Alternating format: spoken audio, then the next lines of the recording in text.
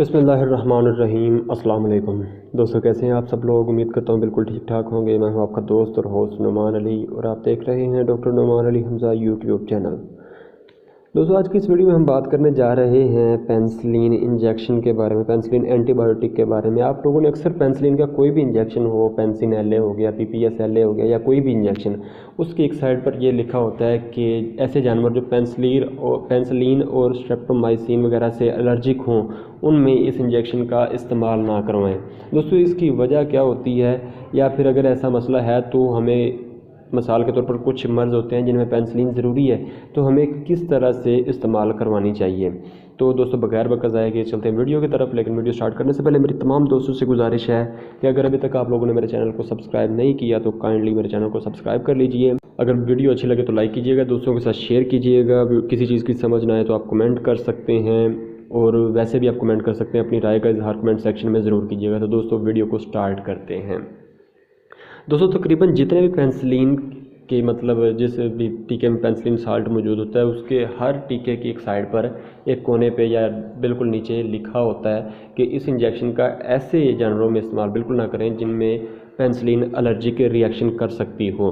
तो दोस्तों, हमने इस तरह अगर मतलब ये मसला है तो किस तरह से ट्रीट करना है, या फिर हमारे प्रैक्टिशनर हजरात किस तरह से इसको ट्रीट करते हैं, वो मतलब मैंने देखा है कि हमारे जो VA हजरात हैं वो बिल्कुल भी इस चीज़ का ख्याल नहीं करते कि ये जानवर जो है इसमें पेनिसिलिन रिएक्शन करती भी है या नहीं करती है।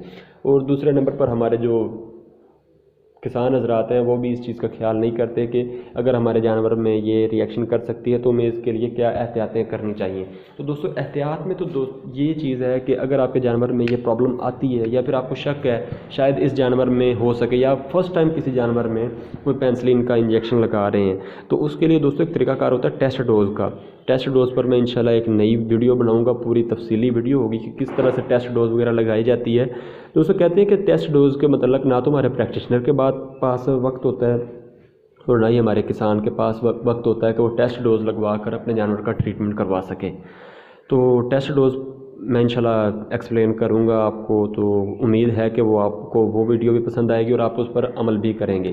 तो दोस्तों, अब मैं आपको बता देता हूं कि पेनिसिलिन को हमारे जो प्रैक्टिशनर हजरात हैं वो किस तरह से इस्तेमाल करवाते हैं। दोस्तों, ज़्यादातर पेनिसिलिन का हमारे जो प्रैक्टिशनर हजरात हैं वो पेनबायोटिक मतलब जो 5 ग्राम नाम के इंजेक्शन आते हैं उनका हमारे प्रैक्टिशनर हजरात जो हैं वो इस्तेमाल करवाते हैं।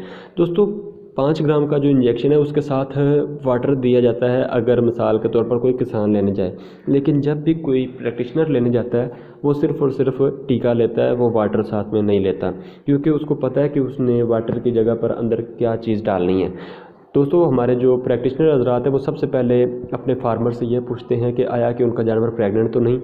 अगर प्रेग्नेंट नहीं है तो दोस्तों वो हमेशा पानी की जगह पर टीके में डेक्सामेथासोन का इस्तेमाल करते हैं, जो कि एलर्जी को दूर रखता है। अगर जानवर प्रेग्नेंट हो तो वो मेप्रासान या एनविल नाम का इंजेक्शन आता है, एवल कह लें, एनविल कह लें, एंटीविल कह लें, इस तरह के नाम से इंजेक्शन आता है, वो उसका इस्तेमाल करवाते हैं, जो कि वो भी एंटी एलर्जिक है। तो दोस्तों, अगर इन चीज़ों का इस्तेमाल करवाया जाए तो आपका जानवर जो है उसमें ये प्रॉब्लम नहीं आती।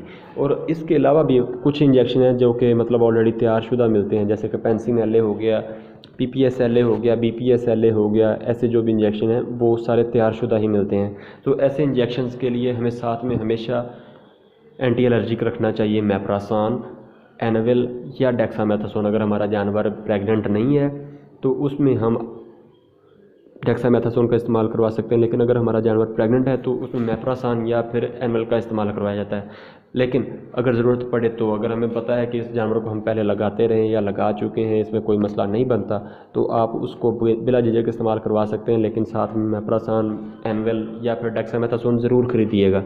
तो दोस्तों, उम्मीद करता हूँ कि मेरी आज की ये वीडियो आपको अच्छी लगी होगी। अगर वीडियो अच्छी लगी हो तो लाइक कीजिएगा, दोस्तों के साथ शेयर कीजिएगा, अपना ख्याल रखिएगा, घर वालों का ख्याल रखिएगा, हमें दुआओं में याद रखिएगा। अल्लाह हाफ़िज़।